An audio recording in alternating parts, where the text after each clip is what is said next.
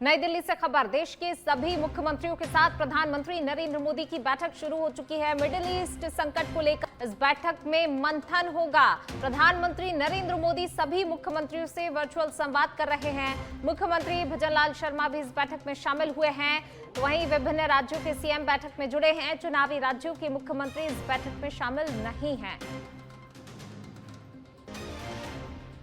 Middle east संकट को लेकर इस बैठक में अहम चर्चा होने वाली है। महायुद्ध से पैदा हुए हालात से निपटने पर इस बैठक में मंथन होगा। प्रधानमंत्री नरेंद्र मोदी सभी मुख्यमंत्रियों से वर्चुअल संवाद कर रहे हैं। मुख्यमंत्री भजनलाल शर्मा भी इस बैठक में वर्चुअली शामिल हुए हैं। मुख्यमंत्री भजनलाल शर्मा सहित जो हैं अन्य राज्यों के सीएम भी इस बैठक में जुड़े हैं। तो देखिए, इस बैठक में मिडिल ईस्ट में जिस तरीके के हालात हैं और उसका असर कहीं ना कहीं देखिए जो पड़ता हुआ नजर आ रहा है। इन तमाम मुद्दों को लेकर बातचीत इस बैठक में होने वाली है। देश के सभी मुख्यमंत्रियों के साथ प्रधानमंत्री नरेंद्र मोदी की बैठक शुरू हो चुकी है। मिडिल ईस्ट संकट को लेकर इस बैठक में अहम चर्चा होनी है। महायुद्ध से पैदा हुए हालात से निपटने पर इस बैठक में मंथन होगा, बातचीत होगी। किस तरीके से इन हालातों पर नियंत्रण पाया जा सकता है, कैसे इन हालातों को काबू किया जा सकता है, इन तमाम बातों को लेकर जो है विचार विमर्श होगा, मंथन होगा इस बैठक में। मुख्यमंत्री भजनलाल शर्मा भी इस बैठक में शामिल हुए हैं। विभिन्न राज्यों के सीएम जो है इस बैठक में जुड़े हैं। चुनावी जो राज्य हैं लेकिन वहां के मुख्यमंत्री इस बैठक में शामिल नहीं हुए हैं। ये बड़ी खबर आपको बता रहे हैं नई दिल्ली से। प्रधानमंत्री नरेंद्र मोदी की अध्यक्षता में ये बैठक शुरू हो चुकी है। देश के सभी मुख्यमंत्रियों के साथ पीएम मोदी की बैठक। और ज्यादा बातचीत के लिए हमारे पॉलिटिकल एडिटर लाल सिंह फौजदार जी हमारे साथ जुड़ गए हैं। लाल सिंह जी, बैठक शुरू हो गई है, क्या कुछ जानकारी इस बैठक को लेकर? मिडिल ईस्ट में जो युद्ध के हालात बने हैं उसके कारण जो वैश्विक संकट दुनिया में मंडरा रहा है, ऐसे में भारत को भी उससे दूर नहीं रखा जा सकता और लगातार अन्य देशों के साथ साथ उस संकट की छाप भारत पर पड़ रही है। खासकर ऊर्जा से जुड़े हुए क्षेत्रों में संकट का सामना करना पड़ रहा है। गैस की दिक्कत, डीजल पेट्रोल की दिक्कत, ऐसे में ये दिक्कत ना आए, समुचित सप्लाई के साथ साथ ही महंगाई न बढ़ानी पड़े, ऐसे में सरकार ने कई कदम उठाए। खासकर राजस्थान के संबंध में बात करें तो 10% आवंटित अधिक किया है गैस का। इसके साथ ही जो सेस है उसको भी कम कर दिया है। तो ये तमाम प्रयास इसी कड़ी में उठाए जा रहे हैं कि चाहे किस तरह की दिक्कत हो लेकिन आम जन को दिक्कत नहीं आए। आपने देखा हो, सबसे पहले केंद्र सरकार ने सर्वदलीय बैठक की, इसके बाद राज्यों में सर्वदलीय बैठक हुई और आज पीएम मोदी सभी राज्यों के मुख्यमंत्रियों से वीसी के जरिए जो हालात हैं उनकी जानकारी ले रहे हैं। सर्वदलीय बैठक के बाद पूरा एक निष्कर्ष निकाला गया कि कैसे इस लड़ाई को लड़ना है, कैसे इस संकट की घड़ी में एकजुटता के साथ हमें सामना करना है ताकि लोगों को दिक्कतों का सामना करना नहीं पड़े। कोरोना काल में पूरी दुनिया ने पूनम देखा कि किस तरह भारत ने इतिहास रचा कि वैश्विक संकट के इस दौर में जब पूरी दुनिया हिल गई थी उस समय भारत ने न केवल उस संकट से उभरा बल्कि पूरी दुनिया के करीब 100 से अधिक देशों को वैक्सीन दी, फ्री वैक्सीन दी गई देशों को। ये बताता है कि हम कैसे संकट के दौर से अगर एकजुटता से चले तो उससे उबर सकते हैं। ऐसे में चूंकि एक बड़ी बात ये हो रही है, हॉर्मुज के कारण जो बाधित रास्ता हो रहा है उसके कारण अगर लगातार युद्ध चलता रहा, जैसे कि ये आशंका जाहिर की जा रही है, तो ऊर्जा से जुड़ी चीजों में दिक्कत आ सकती है, डीजल पेट्रोल की कमी आ सकती है, गैस की कमी आ सकती है। तो उन हालातों से निपटने के लिए क्या विकल्प अपने पास हो सकते हैं? ऐसे हालात अगर बनते हैं तो एक आम जन को कोई दिक्कत ना आए, उसके लिए क्या तैयारी हो सकती है? स्वाभाविक है पीएम मोदी फीडबैक ले रहे हैं सभी मुख्यमंत्रियों से और कैसे इस संकट से उबरा जाए इस पर चर्चा हो रही है, विचार हो रहे हैं। मकसद एक ही है पूनम इसका कि सभी राज्यों को, सभी दलों को एकजुटता के साथ इस संकट की घड़ी में खड़ा रहना और आम जनता को भी समझना होगा, आम जन को भी समझना होगा कि ये वैश्विक संकट है, ये युद्ध के कारण आया हुआ संकट है। इस संकट की घड़ी में सभी को एकजुटता के साथ देश में एकजुट रहना है और सामना करना है। जी शुक्रिया लाल सिंह जी इस तमाम जानकारी को साझा करने के लिए।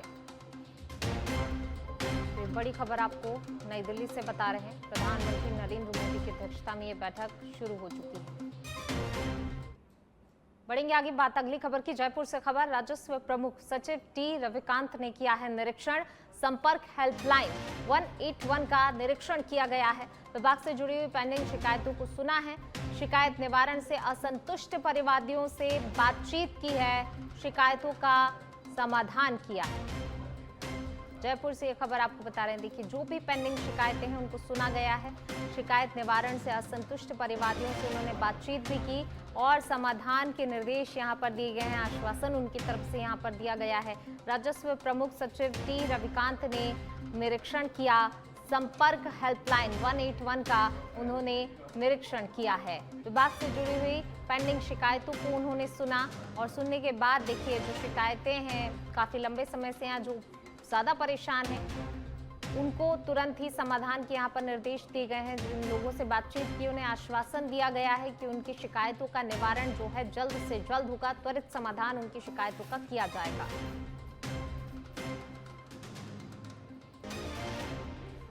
जयपुर से खबर आपको बता रहे हैं कि हेल्पलाइन का निरीक्षण किया।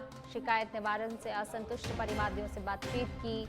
शिकायतों के समाधान के निर्देश यहां पर दिए गए हैं अधिकारियों को और आश्वासन उन परिवादियों को दिया गया है। राजस्व प्रमुख सचिव टी रविकांत ने। बढ़ेंगे आगे, नागौर के खीवसर से खबर है। एसपी रोशन मीणा के निर्देश पर जुआ सट्टे के खिलाफ कार्रवाई देखने को मिली है। खीवसर थाना पुलिस ने NH 62 स्थित एक होटल पर छापा मारा। होटल संचालक सहित 14 लोगों को गिरफ्तार किया गया है।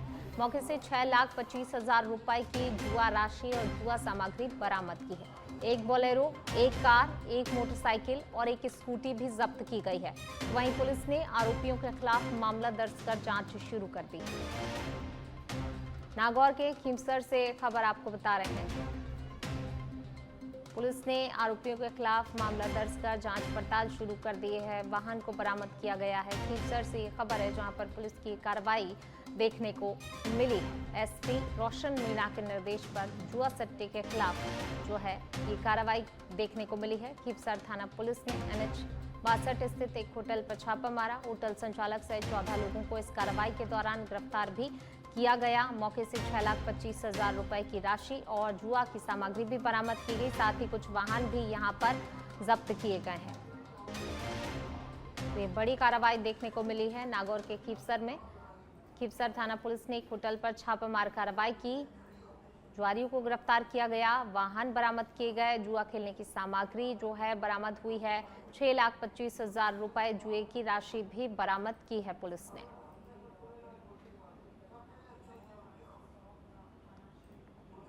बढ़ेंगे आगे, जयपुर से खबर। आईजी राहुल प्रकाश के निर्देश पर नशा सप्लायर पर कार्रवाई देखने को मिली है। जयपुर ग्रामीण एसपी हनुमान प्रसाद मीणा के सुपरविजन में कार्रवाई हुई है।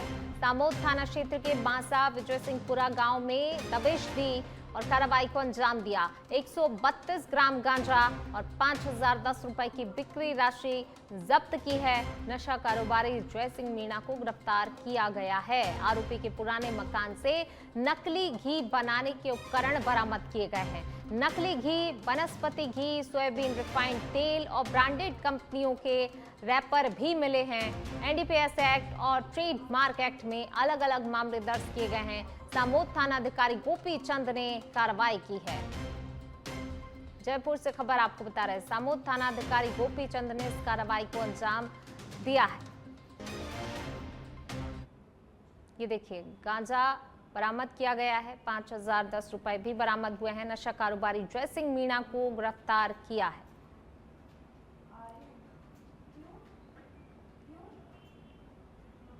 चलिए बढ़ेंगे आगे, बात अगली खबर की। बीकानेर के श्री डूंगरगढ़ से खबर है। कचरे के ढेर में लगी भीषण आग। जी हां, आग ने विकराल रूप धारण कर लिया। इलाके में अफरा तफरी का माहौल हो गया। नगर पालिका की दमकल टीम और पुलिस टीम मौके पर पहुंची।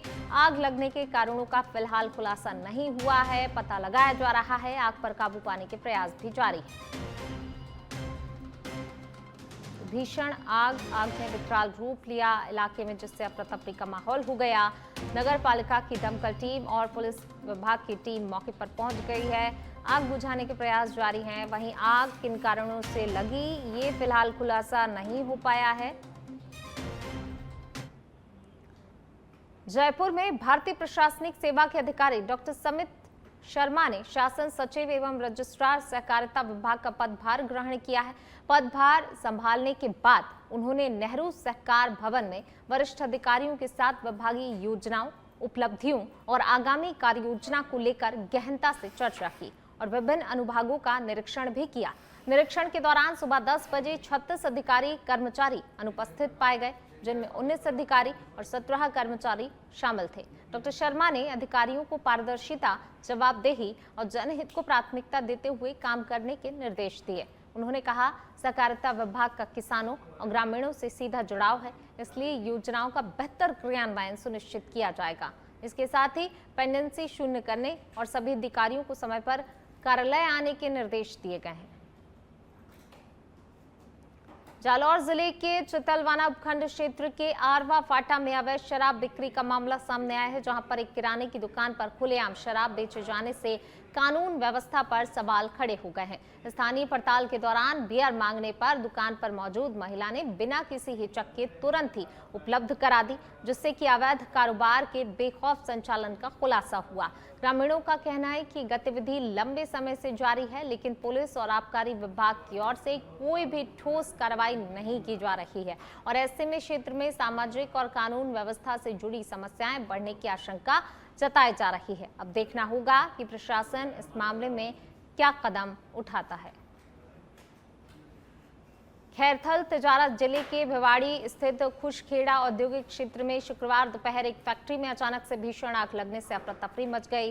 जानकारी के अनुसार एम एलॉयज LLP कंपनी के इलेक्ट्रिक पैनल में अज्ञात कारणों के चलते आग भड़क उठी, जिसने कुछ ही देर में विकराल रूप धारण कर लिया। आग लगते ही फैक्ट्री परिसर काले धुएं से भर गया और वहां पर काम कर रहे कर्मचारी अचानक घबराकर बाहर की ओर दौड़ पड़े। सूचना मिलते ही खुशखेड़ा, चौपानकी और नगर परिषद भिवाड़ी की दमकल गाड़ियां मौके पर पहुंच गईं। दमकल कर्मियों ने तत्परता दिखाते हुए आग पर काबू पा लिया, जिससे बड़ा हादसा टल गया।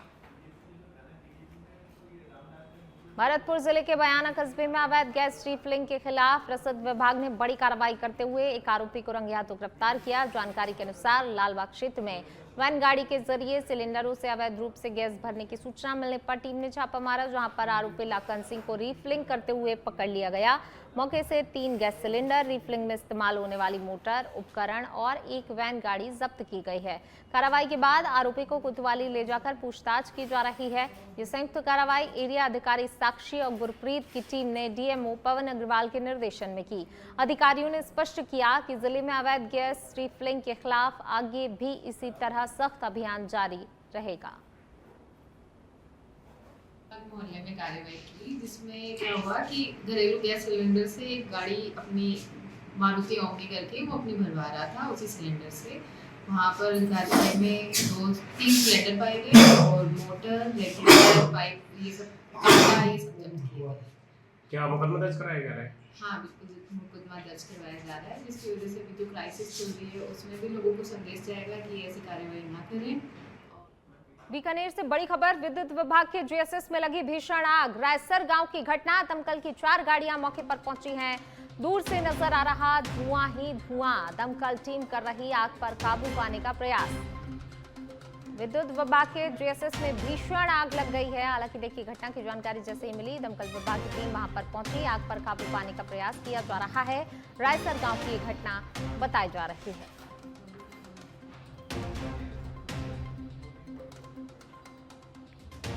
दमकल की 4 गाड़ियां मौके पर मौजूद हैं। आग बुझाने के प्रयास जारी हैं। ये देखिए, भीषण आगजनी की ये घटना हुई है। आसमान में धुएं का काला गुबार चारों ओर दिखाई दे रहा है। विद्युत विभाग के जीएसएस में भीषण आग लगने की घटना सामने आई। रायसर गांव की घटना बताई जा रही है। करौली से बड़ी खबर, कार्रवाई में पुलिस ने 25,000 रुपए के नामी आरोपी राशिद को दीपपुरा बस स्टैंड से गिरफ्तार किया है। आरोपी ऑनलाइन क्रिकेट सट्टे के नेटवर्क में सक्रिय था और इसके जरिए लोगों को बिग बैश लीग और IPL मैचों में सट्टा लगाने का झांसा देकर लाखों रुपए का अवैध मुनाफा कमाता था।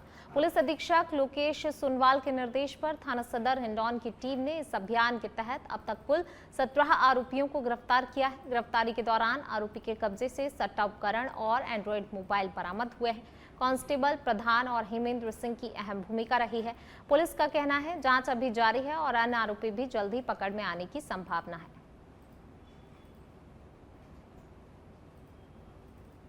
सिगराय कस्बे के ब्लॉक शिक्षा अधिकारी कार्यालय में कार्यप्रणाली पर सवाल खड़े करने वाला मामला सामने आया है। कार्यालय में तैनात कंप्यूटर ऑपरेटर ड्यूटी के दौरान सोता हुआ मिला, जिसकी चर्चा पूरे क्षेत्र में हो रही है। वहीं जानकारी के अनुसार कंप्यूटर ऑपरेटर जगमोहन कार्यालय में पंखा चलाकर 2 कुर्सियों पर लेटकर सो गया। इस दौरान कार्यालयीन कार्य प्रभावित होने की बात भी सामने आई। मौके पर मौजूद लोगों ने जब इस बारे में पूछा तो कर्मचारी ने अपनी तबीयत खराब होने का हवाला दिया। तो वहीं अन्य कर्मचारियों का कहना है कि जगमोहन की तबीयत ठीक नहीं थी, जिस कारण उसे नींद आ गई। हालांकि सरकारी कार्यालय में ड्यूटी के दौरान इस तरह सोने की घटना से अनुशासन और कार्यप्रणाली पर कई सवाल उठने लगे हैं और वीडियो वायरल होने के बाद कर्मचारी को नोटिस देने की बात भी कही जा रही है।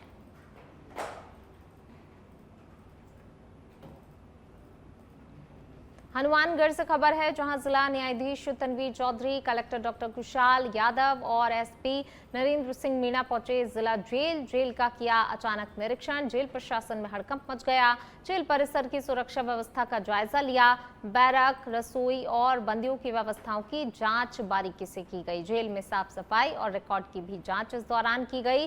तो वहीं अधिकारियों ने बंदियों से भी बातचीत की। जेल स्टाफ को आवश्यक दिशा निर्देश दिए गए। सुरक्षा में किसी तरह की कोई भी लापरवाही नहीं बरतने के निर्देश दिए गए हैं। निरीक्षण के दौरान जेल प्रशासन अलर्ट मोड पर रहा। जिला जेल की व्यवस्थाओं को लेकर भी अधिकारियों ने संतुष्टि जताई।